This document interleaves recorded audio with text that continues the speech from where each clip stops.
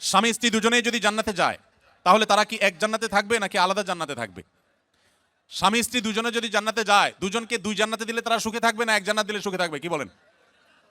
আপনারা যারা বিবাহ করেছেন, স্বামী স্ত্রী দুজনেই আল্লাহ চাহেন তো জান্নাতে দিলেন, দুজনকে আল্লাহ তাআলা দুই জান্নাতে রাখলেন, তো আপনারা কি মানসিকভাবে সুখে থাকবেন? তাহলে কিভাবে এটা প্রশ্ন আসতে পারে বা কিভাবে এই প্রশ্ন উঠতে পারে?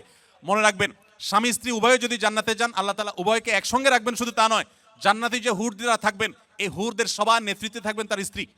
এখন আপনি বলবেন যে অনেক মহিলা আমাদের কাছে প্রশ্ন করে লিখে দেয়। একবার এক মহিলা লিখেছিলেন যে ভাই, এমন একটা আমল শিখিয়ে দেন যে আমলটা করলে আমার স্বামী জান্নাতে আর যা পাক হুর অন্তত পাবে না।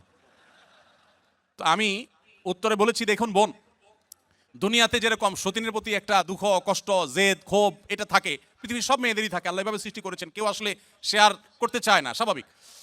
তবে জান্নাতে মানসিকতাটা এরকম থাকবে না। আল্লাহ তাআলা বলেছেন ওয়ানাজা'না মা ফি সুদুরিহিম মিন গিল, জান্নাতে অন্তরের যত হিংসা হাসাদ এগুলো সব আল্লাহ তাআলা বের করে দিবেন।